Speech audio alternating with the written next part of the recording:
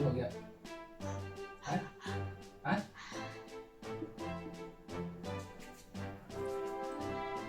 सबको मेरा नमस्कार। तो आइए आज बताते हैं जनगणना 2027। जनगणना 2027 क्यों जरूरी है, जनगणना हम लोग को कराना क्यों जरूरी है, और ये जनगणना जो हो रहा है ये खुद से आप अपने से जनगणना कर सकते हैं। तो लोग को कहना है कि जनगणना क्यों कराना चाहिए, तो इसके बारे में हम समझाते हैं विशेष। जनगणना क्यों जरूरी है, जनगणना क्यों जरूरी है, क्यों जरूरी है, और इससे क्या फायदा मिलेगा, इससे क्या फायदा होगा, इससे क्या फायदा होगा। तो आप बात समझने की कोशिश कीजिए, जनगणना क्यों कराना चाहिए। पहले नंबर पे ये सरकारी योजना में फायदा करता है, सरकारी योजना में फायदा करता है, सरकारी योजना जो बनता है उसमें फायदा करता है। जैसे क्षेत्र में अस्पताल बनाना है, तो क्षेत्र में अस्पताल बनाना है तो जनसंख्या पर ही डिपेंड करता है कि कैसा अस्पताल होना चाहिए, छोटा होना चाहिए, बड़ा होना चाहिए। तो वो जो है जनगणना के अनुसार से ही वहाँ हॉस्पिटल, स्कूल, सड़क, बिजली सरकार वहाँ व्यवस्थित करती है। दूसरा हो गया जैसे संसाधन की व्यवस्था, संसाधन की व्यवस्था, संसाधन की व्यवस्था है तो वहाँ पर जैसे कि पब्लिक के पास, जनता के पास जनगणना के अनुसार से ही राशन की व्यवस्था, पानी की व्यवस्था, बिजली की व्यवस्था जो किया जाता है वो जनगणना के अनुसार से ही किया जाता है। इसलिए जो है सरकार ने, भारत सरकार के द्वारा जनगणना 2027 चालू किया गया है। इसीलिए हम लोग को जनगणना करना बहुत जरूरी है। जनगणना हम स्वयं भी कर सकते हैं, और इस सही जनगणना कीजिएगा तो उसके अनुसार सरकार जो है अपना योजना तैयार करेगी। तो जनगणना कैसे करना चाहिए इसके बारे में भी बताते हैं कि स्वयं से हम कैसे करेंगे। किसी भी तरह का दिक्कत है तो हमें कमेंट बॉक्स में जाकर अपना कमेंट कर सकते हैं, हम वहाँ आपको सॉल्व कर देंगे। तो इसके लिए ब्राउजर है, कोई भी ब्राउजर, चाहे क्रोम हो, फायरबॉक्स हो, या कोई भी ब्राउजर जाना है और वहाँ पे जाकर टाइप करना है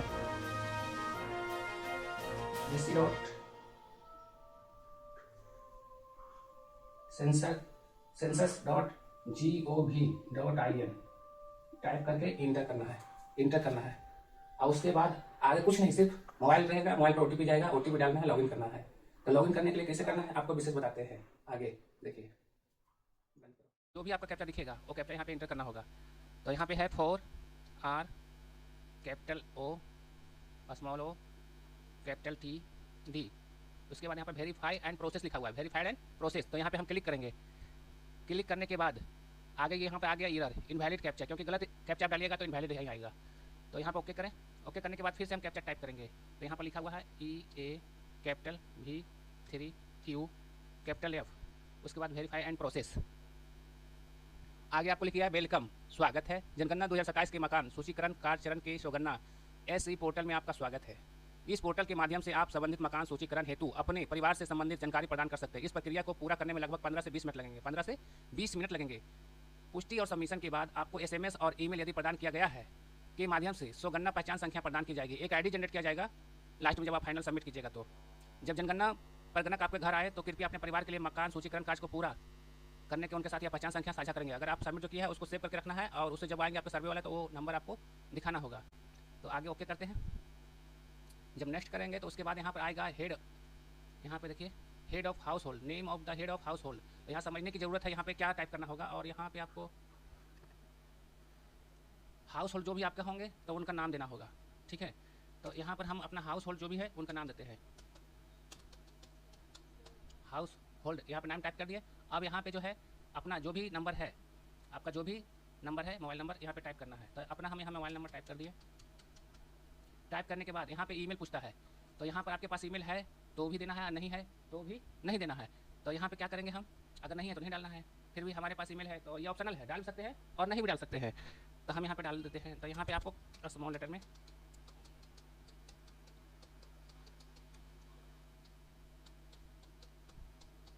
टाइप कर दिए, अपना ईमेल यहाँ पे टाइप कर दिए। टाइप करने के बाद यहाँ पे वेरीफाई एंड प्रोसेस का बटन है, यहाँ पे आगे नेक्स्ट करना होगा। नेक्स्ट करने के बाद मोबाइल पे OTP गया है, तो मोबाइल पर OTP जो गया है उसको देखकर बताइए कितना OTP आया है। तो आया है 554469, ठीक है। तो यहाँ पे आपका लैंग्वेज है हिंदी, अब बहुत सारे यहाँ पर लैंग्वेज होता है, तो यहाँ पे देख रहे हैं हिंदी है, तो हिंदी ही रहने देते हैं। इसको ओके करते हैं। ओके करने के बाद आगे ओपन हो रहा है, रिफ्रेश हो रहा है। उसके बाद आगे इसमें क्या बोलता है, मकान सूचीकरण कार्य सौगन्ना एसी, इस परिवार में सामान्यतः रहने वाले व्यक्तियों की कुल संख्या कितनी है। तो आपके परिवार में रहने वाले कुल कितनी संख्या है, तो बाल बच्चा जो भी आपका है अपना जो है उसका लिखना होगा। तो सब मिला के मान लिया जाए यहाँ पे हम 4 है, तो यहाँ पे हम 4 टाइप करेंगे। यहाँ पर देखिए, यहाँ पर शो करेगा परिवार के मुखिया का नाम, देखिए यहाँ पर शो कर दिया, ठीक है। उसके बाद परिवार के मुखिया का नाम, चुनी गई भाषा, तो यहाँ पर मान लिया जाए मुखिया का नाम, तो यहाँ पर जो भी मुखिया है उनका लिखना है। तो हम यहाँ पर टाइप कर दिए, हिंदी में टाइप करना है, ऑटोमेटिक आ जाएगा। इंग्लिश टाइप कीजिएगा तो हिंदी वहाँ ऑटोमेटिक आ जाएगा, ठीक है। तो जो सही रहेगा वहाँ पर सिलेक्ट करके और वहाँ पर इंटर मार देना है। उसके बाद परिवार के मुखिया का लिंक क्या है, तो परिवार के मुखिया का लिंक क्या है, यहाँ पर स्त्री पुरुष जो भी है, तो हम यहाँ पे जो भी है अपना टिक कर दिए। उसके बाद यहाँ पे आता है कि आप किस कैटेगरी से है, किस कैटेगरी मतलब किस जाति से आप है, अनुसूचित जाति, अनुसूचित जनजाति है, या तो फिर जनरल या अन्य है, ठीक है। तो यहाँ पे हम जो है ना तो अनुसूचित जनजाति से है ना तो अनुसूचित जनजाति से हम अन्य है, तो यहाँ पे अन्य पे क्लिक कर देंगे। उसके बाद आगे बढ़ेंगे। इस मकान के स्वामित्व की स्थिति क्या है, मतलब अपना खुद का है कि या किराया पर है, जो भी है, अगर अपना है तो अपना लिख सकता है, या किराया पर है तो किराया पर है, या किराए का एवं अपना कोई मकान नहीं है, तो जो भी है मान लिया यहाँ पे टिक मार दिए। टिक मारने के बाद आगे बढ़ेंगे। अब यहाँ पे आगे आता है रहने योग्य उपलब्ध कमरों की संख्या, तो रहने योग्य उपलब्ध कमरों की संख्या आपका कैद है, मान लीजिए 4 है, 2 है, जो भी है, तो यहाँ पर जो भी है अपना दे देंगे। उसके बाद इस परिवार में रहने वाले विवाहित दंपतियों की संख्या, यानी शादीशुदा लोग इस परिवार में कितने हैं, तो 1 है, तो यहाँ पर 1 हम टाइप करेंगे। और आगे लिखा हुआ है सहेजे और आगे बढ़े, इसको सेव एंड नेक्स्ट इसको इंग्लिश में बोलते हैं। इसको है पुनः स्थापित करना है, अगर कुछ भी इसमें अगर गलत हो गया तो यहाँ पर पुनः स्थापित करना है और आगे सही कर लेना है। तो हम सहेजे और आगे बढ़े यानी सेव एंड नेक्स्ट पर क्लिक करते हैं, ठीक है। उसके बाद यहाँ पे क्या आप सुनिश्चित है कि आप जारी रखना चाहते हैं, तो यहाँ पे हाँ, अगर हाँ करना है तो हाँ, नहीं तो नो, तो यहाँ पे हम हाँ करते हैं। उसके बाद देखिए आगे ओपन होगा। आगे ओपन क्या होता है देखते हैं। तो ओपन होने के बाद देखिए अगला ऑप्शन आया पेयजल का मुख्य स्रोत, तो यहाँ पूछ रहा है यदि एक परिवार 2 या 2 से अधिक स्रोतों से पीने का पानी प्राप्त करता है तो परिवार द्वारा वर्ष के अधिकांश भाग के दौरान अथवा अधिक समय तक जिस स्रोत का उपयोग किया गया हो वो दर्ज किया जाना चाहिए। तो पेयजल हम लोग का मुख्य रूप से क्या चीज़ यहाँ पर लिखा हुआ है, नल का पानी उपचारित स्रोत से है, यानी नल जल का पानी हम लोग पीते हैं, या नल जल पानी पर आश्रित है, जो भी है, कुआं है, हैंडपंप है, ट्यूबवेल, बोरवेल, झरना, नहर से पीते हैं, टैंक, तालाब, झील से पीते हैं, तो जो भी आपका है, तो हम लोग मान लीजिए नल जल से पीते हैं, तो यहाँ पे फर्स्ट वाला पे क्लिक किए। उसके बाद आगे बढ़ेंगे। यहाँ लिखा हुआ पेयजल स्रोत का उपलब्धता। पेयजल का स्रोत परिसर के पास जब उपलब्ध स्रोत शहरी क्षेत्रों में परिसर से 100 मीटर की दूरी के अंदर और ग्रामीण क्षेत्रों में 500 मीटर की दूरी के अंदर हो, तो यहाँ पर लिखा हुआ है परिसर आपका घर के अंदर है, घर के बाहर है, जो भी है, तो वहाँ पे टिक मारना है। उसके बाद आगे बढ़ना है। या दूर है आपका, पानी लाने में बहुत दूर जाते हैं, तो यहाँ पे आप क्लिक कर सकते हैं। आगे है आपका प्रकाश का मुख्य स्रोत, यानी आपके पास बिजली है या लालटेन जलाते हैं या सोलर लगा हुआ आपका घर में, तो जो भी आपका है, तो यहाँ मान लीजिए सोलर लगा हुआ तो सोलर पर क्लिक करेंगे। मिट्टी का तेल लालटेन जलाते हैं, दिया जलाते हैं, तो यहाँ पे क्लिक करेंगे।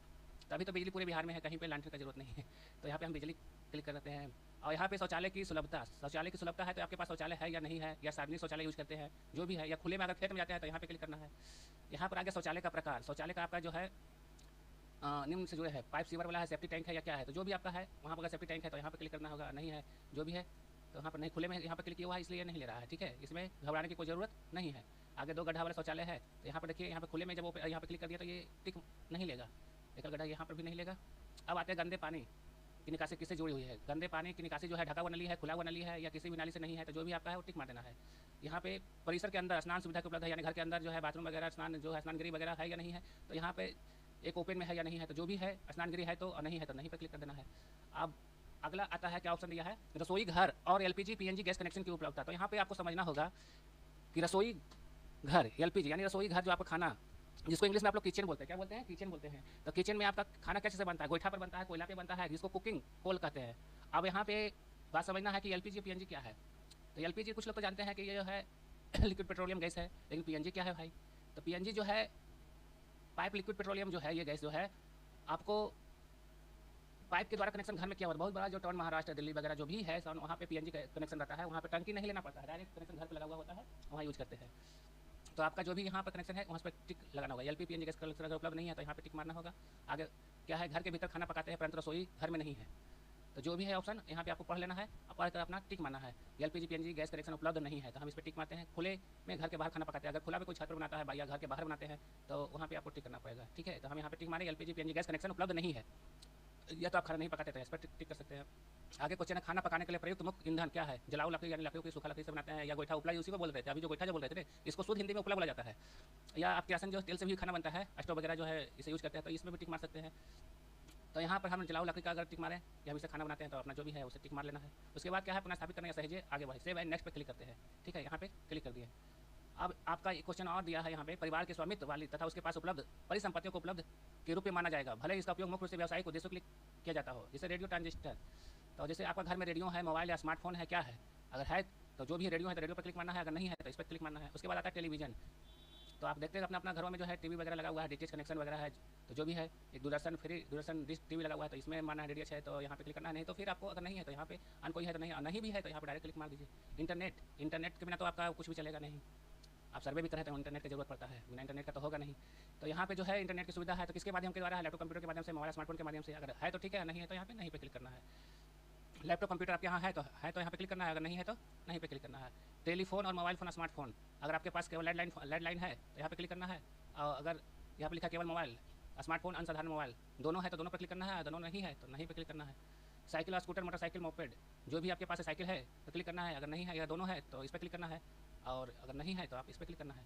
कार जीप वैन आपके पास फोर व्हीलर वगैरह जो भी है, फोर व्हीलर में बहुत सारा आ गया, जो भी गाड़ी आपके पास है, स्कॉर्पियो, बोलेरो, थार, जो भी है आपके पास तो यहाँ पे क्लिक करना है। नहीं तो यहाँ पे आपको नहीं है तो यहाँ पे नहीं पे क्लिक करना है। अच्छा, ये क्वेश्चन है, परिवार के द्वारा उपभोग किए जाने वाले मुख्य अनाज क्या है? आप मुख्य रूप से चावल, गेहूँ, क्या बाजरा, क्या मकई या क्या खाते हैं? तो मुख्य रूप से हम लोग का तो चावल गेहूँ है, तो जो भी है आपका दोनों में से कोई भी एक, बिहार में तो यही चावल गेहूँ चलता है मुख्य रूप से। तो यहाँ पे हम मुख्य रूप से यहाँ पे चावल पर ही टिक मार देते हैं।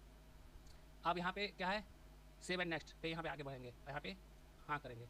अब पूर्वालोकन, यानी इसको बोलते हैं प्रीव्यू, इंग्लिश में बोलते हैं प्रीव्यू। परिवार पंजीकरण का विवरण इस तरह से है, देखिए मेरा दिया हुआ है बिहार, नवादा, मेरा आपका स्थान, ये सभी जो आ गया है, मिट्टी आ गया है, जो भी हम दिए हैं कंक्रीट सही। तो इस तरह से हम आगे जो भी है प्रीव्यू देख लेंगे, और इसको देखने के बाद आगे बढ़ते जाएंगे। संशोधन अगर कुछ सुधार करना है, संशोधन मतलब कुछ सुधार करना है तो यहाँ पे रिटर्न हो जाना है, ठीक है। अगर सेव करना है तो यहाँ पे क्लिक करना है, और इसको फाइनल सबमिट करना है तो यहाँ पे क्लिक करेंगे और यहाँ पे हाँ करेंगे।